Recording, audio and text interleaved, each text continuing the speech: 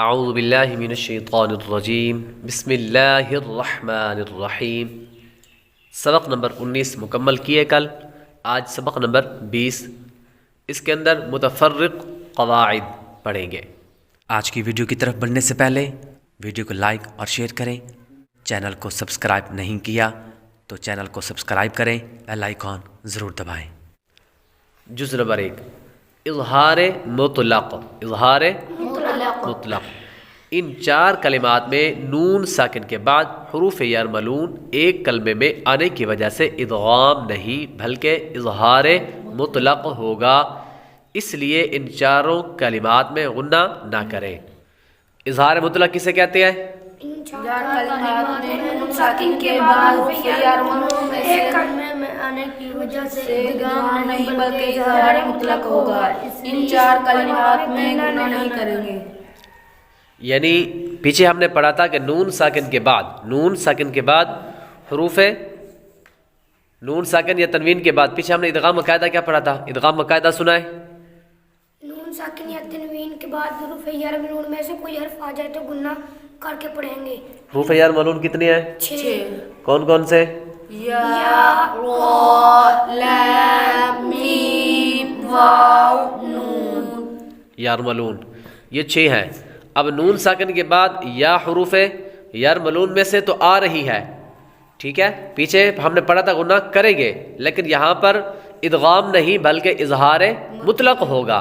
ان چار کلمات میں نون ساکن کے بعد حروف یرملون ایک کلمے میں آنے کی وجہ سے، یہ ایک کلمے میں آ رہے ہیں، اس وجہ سے نون ساکن کے بعد یا حروف یرملون میں سے اسی کلمے میں یعنی ایک کلمے میں آ رہی ہے، تو اس وجہ سے یہاں پر ادغام نہیں بلکہ اظہار مطلق ہوگا۔ یہ اب ذہن میں رکھ لیجئے گا، یہاں پر یہ بعد میں ایسا نہ ہو کہ یہاں پر غنہ کرتے پھرے تو یہاں پر غنہ نہیں ہوگا۔ اس کی وجہ کیا ہے کہ ان چار کلمات میں نون ساکن کے بعد حروف یرملون ایک کلمے میں آنے کی وجہ سے، یہ شرط ہے۔ فرق کیا ہے دونوں کا؟ ادغام اور اظہار مطلق کا فرق کیا ہے کہ نون ساکن کے بعد حروف یرملون ایک کلمے میں آنے کی وجہ سے یہاں پر ادغام نہیں بلکہ اظہار مطلق ہوگا، تو اس لیے ان چار کلمات میں غنہ نہیں کریں گے۔ جس طرح کی مثال پڑھتے ہیں، دال نون پیش دن، دال، نون، پیش دن، یا الف زبر یا، یا، الف زبر یا، دنیا، دنیا۔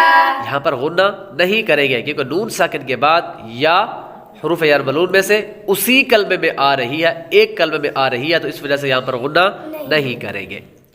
اسی طرح با نون پیش بن، با، نون، پیش بن، یا الف زبر یا، یا، الف زبر یا، بنیا، بنیا، نون دو پیش نون، نون، دو پیش نون، بنیان، بنیان، یہاں پر بھی غنہ نہیں کریں گے۔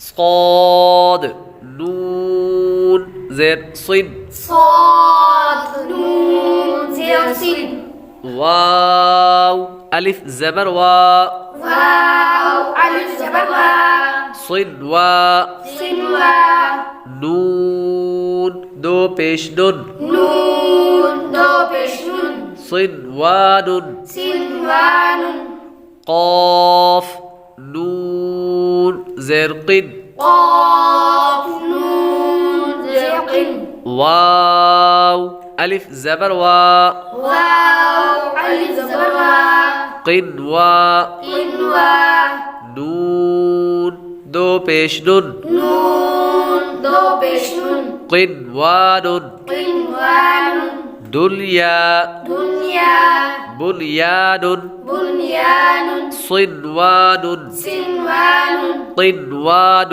قنوان۔ تو یہاں سے پتہ چلا کہ ان چار کلمات میں ہم غنہ نہیں کریں گے۔ اظہار مطلق کا قاعدہ اچھی طرح سے یاد کرنا ہے اور یہ چار لفظ بھی اچھی طرح سے یاد کرنے ہیں تاکہ ہمیں یہ بعد میں کہیں ہمیں پریشانی نہ ہو کہ ہم نے یہاں پر غنہ کرنا ہے یا نہیں کرنا۔ اگر ہماری اس ویڈیو سے آپ کو کچھ سیکھنے کو ملا تو ویڈیو کو لائک اور شیئر کریں، چینل کو سبسکرائب کریں، بیل آئیکن ضرور دبائیں۔